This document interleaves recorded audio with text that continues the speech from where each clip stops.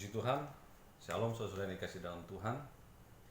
Saat ini kita akan merenungkan firman Tuhan yang saya percaya bahwa firman Tuhan akan senantiasa memberikan kita kekuatan, memberikan kita pengharapan,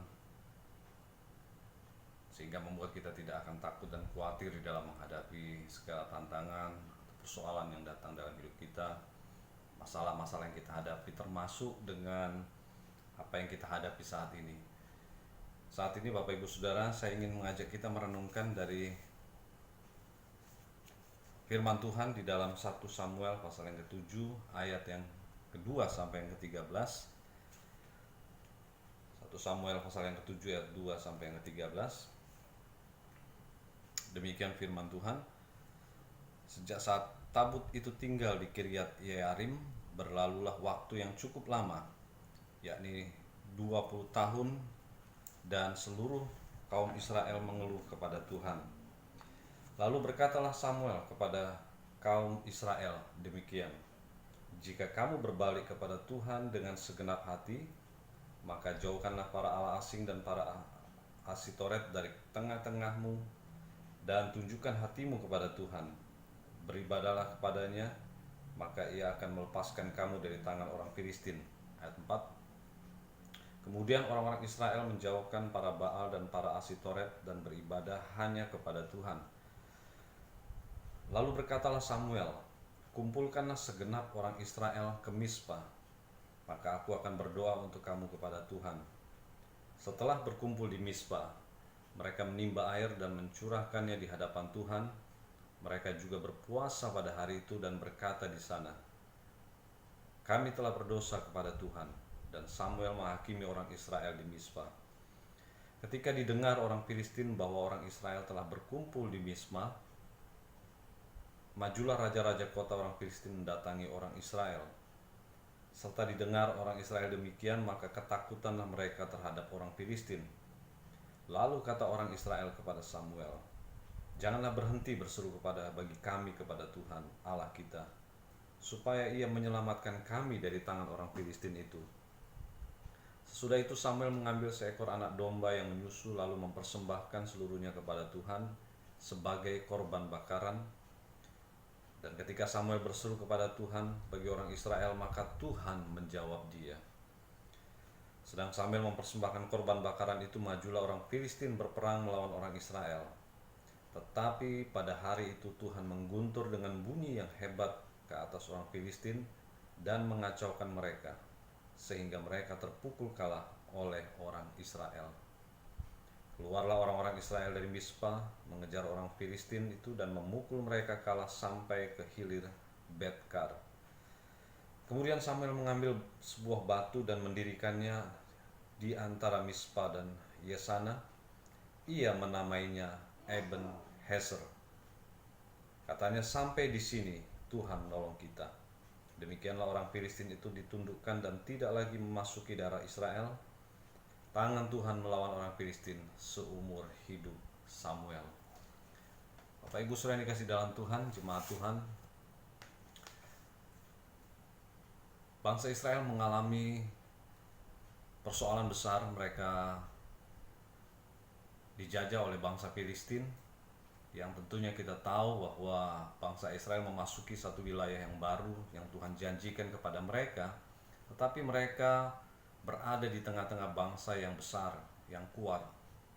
Yang kita baca kalau dari pasal yang pertama di dalam 1 Samuel, bahkan kalau kita baca sebelumnya, maka kita mendapati bahwa bangsa Israel dijajah, mereka diperlakukan tidak baik, mereka tidak bebas, mereka ada dalam ketakutan yang besar.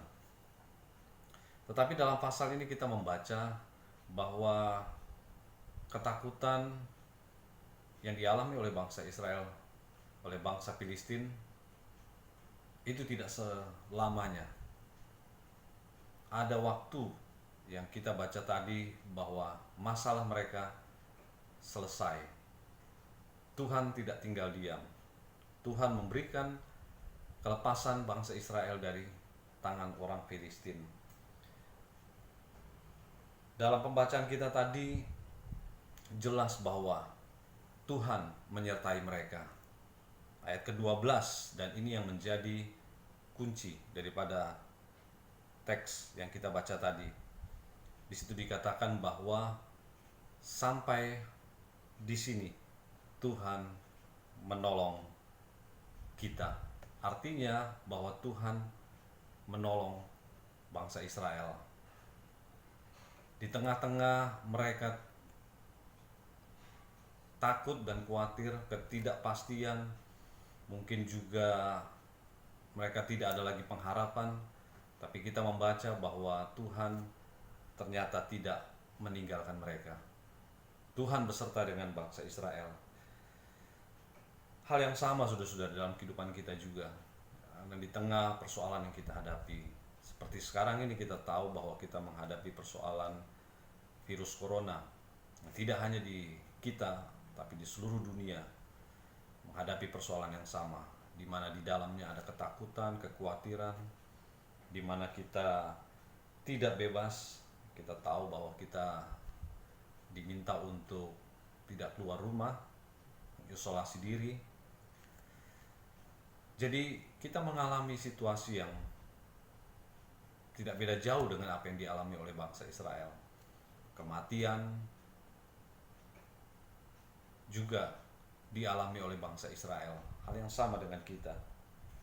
Tetapi puji Tuhan, sudah dikasih dalam Tuhan, bahwa seperti yang dialami bangsa Israel, bahwa tidak selamanya mereka ada dalam persoalan, ada dalam masalah. Tidak selamanya mereka ada dalam ketakutan, bahwa Tuhan tidak pernah meninggalkan mereka. Kita baca di sepanjang Alkitab bahwa Tuhan tidak pernah meninggalkan umatnya. Jadi pagi hari ini saya ingin kita merenungkan bagian firman Tuhan ini, secara khusus ungkapan ayat yang ke-12 tadi. Ungkapan yang menarik, yang luar biasa, yang dikatakan oleh Nabi Samuel. Ayat ke-12 mengatakan, kemudian Samuel mengambil sebuah batu dan mendirikannya antara Mispa dan Yesana. Ia menamainya Eben Heser. Nah, saudara-saudara, saya mau mengajak kita merenungkan kata ini, karena bagi saya ini adalah sebuah kata yang luar biasa. Walaupun sebetulnya, saudara-saudara, kata ini adalah kata yang umum pada waktu itu. Kata Eben Heser terdiri dari dua kata, Eben dan Eser. Kata Eben berarti batu. Dan saudara-saudara, batu adalah sebuah benda solid, benda yang keras, benda yang kita tahu bersama yang namanya batu. Itu adalah sesuatu yang luar biasa dibanding dengan material lainnya seperti kayu dan lainnya. Pada masa itu batu juga menjadi satu benda yang dianggap sebagai benda yang kuat, yang solid, keras, tahan lama. Bangunan didirikan dengan batu. Dan kita tahu bahwa untuk mendirikan bangunan dibutuhkan batu, dan bahkan fondasinya juga harus ada batu. Kalau kita baca di dalam Alkitab, yang lebih luar biasa lagi adalah Allah digambarkan sebagai batu. Dalam 2 Samuel 22 ayat 3,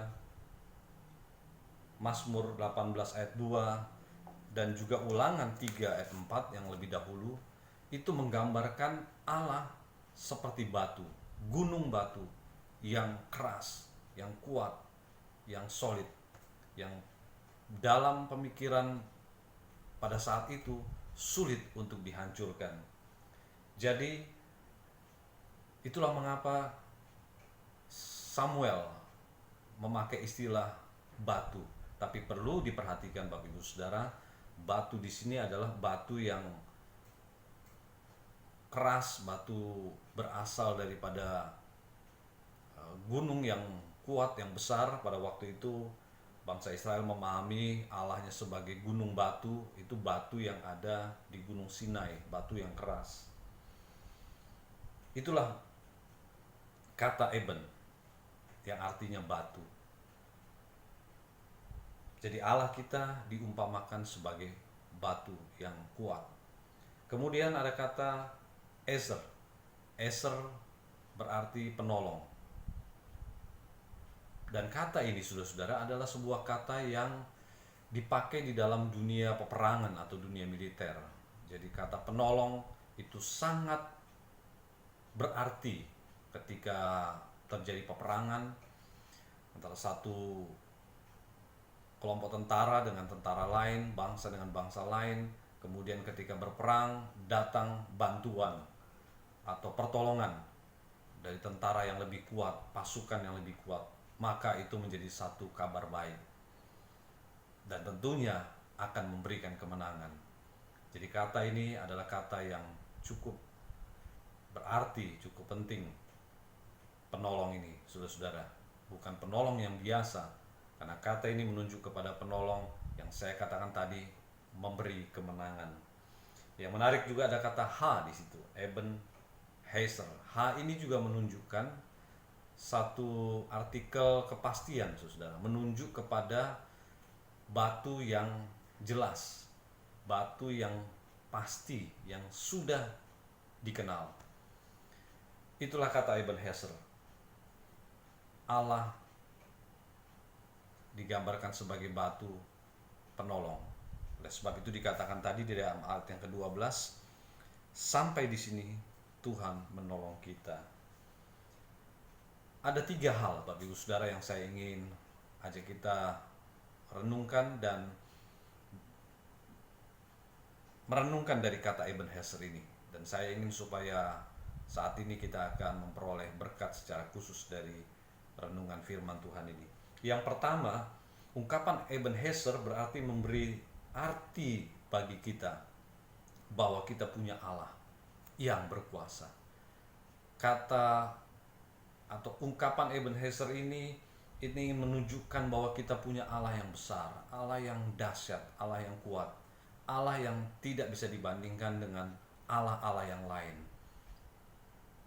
Allah yang kita sembah adalah Allah yang lebih besar dari masalah dan pergumulan hidup kita, bahkan dari persoalan yang sedang kita hadapi saat ini dengan virus corona.